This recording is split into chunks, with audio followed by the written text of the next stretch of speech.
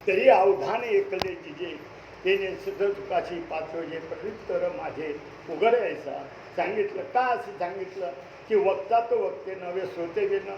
ज्यावेळेस वक्ता बोलतो त्यावेळेस श्रोते चांगले पाहिजे. श्रोते जर चांगले असेल, श्रोत्यांचं मन चांगलं असेल तर वक्त्याला बोलतो. ज्ञानदेव हा भाषा का वापरली ज्ञानदेवाने? तर मी आतापर्यंत इतकं तुम्हाला सांगितलं, कदाचित तुम्हाला कंटाळे आला असेल किंवा काहीतरी झालं असेल म्हणून बोलतो. पण माझं नाही, तुम्ही चांगली माणसं आहेत, माझ्यासमोर चांगली माणसं बसल्यात, चांगले संत तुम्ही आहेत आणि तुमचा आदर पाहून मला जे सुचतं ते गुरुमुखातील मी तुम्हाला सांगतो. तेवढं बोलून अध्यायाला सुरुवात केली. आणि अध्यायाला सुरुवात करताना पहिल्याच ज्ञानदेवाने सांगितलं की बाबांनो, हे जे ज्ञान आहे, मी जे सांगतो ते ज्ञान आहे, ते ज्ञान कसं आहे ते त्याच्यामध्ये राहतं. भगवंत रूपात आहे. इदम गुह्यतम प्रवक्ष्यामी न स्वीयते. तरी अर्जुना आता तुला मी राजविद्या राजयोग हे तुला सांगणार आहे. राजयोग राज्यविद्या काय आहे? तर माझं स्वरूप आत्मस्वरूप कोणी जाणत नाही. आणि हे विज्ञान काय आहे आणि अज्ञान काय किंवा खरं विश्व काय आणि काय काय हे न जाणल्यामुळे माझं त्याच्यासाठी श्लोक आला. कोणता आहे? अश्रद्धाना पुरुषा धर्मशास्त्र प्रवंतप अपाप्याम्न निवृत्तंते मृत्यू संसार. पाप आहे, पाप पवित्र आणि गोड पाशी त्वचेच्या पत्राड ती आवडणी गोचित अशुद्धतानं शेवटी. गाईच्या सराला गोचित चिकटलाय, आतमध्ये दुधाची नदीच वाहते आहे, पण ते गोचे रक्त पितं. म्हणावं काय? का कमलकंदारी दरदोरे नांदोनुकेची घरी परी पराग शिविजे भ्रमरी येलाच खलीच उरे. एका तलावामध्ये कमल आणि बेडूक आहे. बेडूक कदाचित कमलावर उडून जातो, पण तिथून उडी मारतो आणि चिखलच उडवतो. असे अज्ञानी लोक, पण त्याच वेळेला भ्रमर येतो आणि मत शेवून निघून जातो. हा दृष्टांत कमी पडला. ज्ञानेश्वर दृष्टा का ज्ञानेश्वराच्या परिवरी लोहा रुतल्या ते शस्त्रवरी तेथे बसून उपासकरी दरिद्र जे आहे. अरे घरात हवं तेवढं धन पुरलेलं आहे महत्वाचे. आणि बाहेर निघतो, बाप गेला बाहेर निघाल्यानंतर लोकांना विचारतात काय खावं? अरे खायचं का? माती खा. तुला कळत नसेल तर काय करा? अरे जरा पाठीमागं दे, पाट्याचं उलटून बघ, हजारो लाखो मुलाच्या रत्ना त्याला मोहऱ्या चिकटलेल्या. म्हणजे सांगायचं तात्पर्य तैसा मी हृदयामध्ये, मग या सर्व सुखाचा आराम असणारा मी तुमच्या हृदयामध्ये आहे.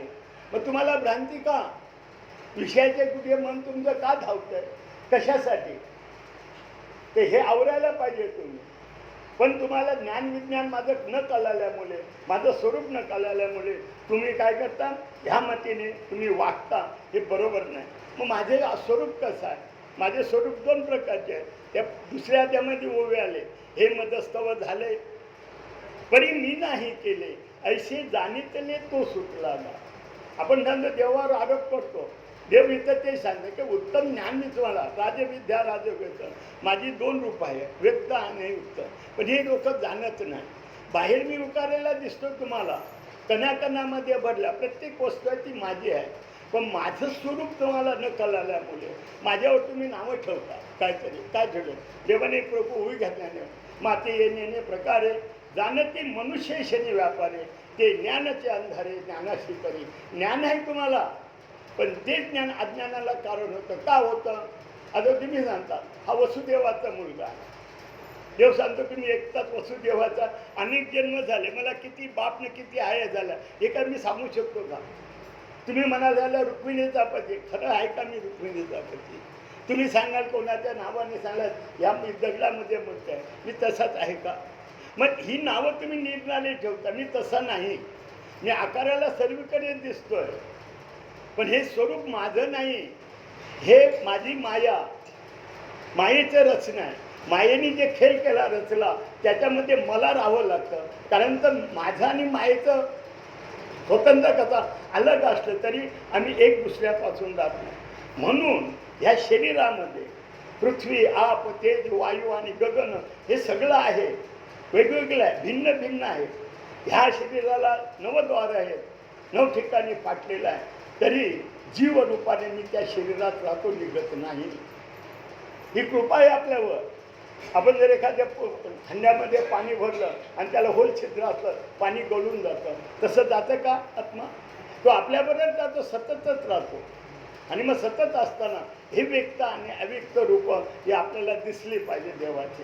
ही दोन रूपं आहेत आणि ही देवरूप जाणारे कोण आहे तर ते एकच आहे, माझे भक्त आहेत, जे ज्ञानी आहेत, त्यांनाच माझं स्वरूप कळतं.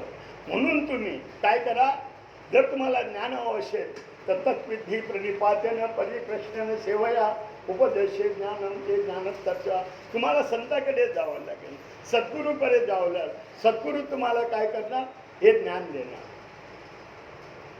गुरुचा कावर नाही का, गुरु हा संत कुळीचा राजा, गुरु हा प्राणविसावा माझा, गुरुविन देव तुझा पाहता नाही तर. गुरु सुखाचा आगर, गुरु प्रेमाचा आगर, गुरु धैर्याचा डोंगर कदा कालेना किती झाला. गुरु वैराग्याचे मुलं, गुरु परब्रह्म केवळ, गुरु सोडवे तात्काळ गाठलिंग देहाची. हे महत्वाचं चरण आहे त्याच्यामध्ये.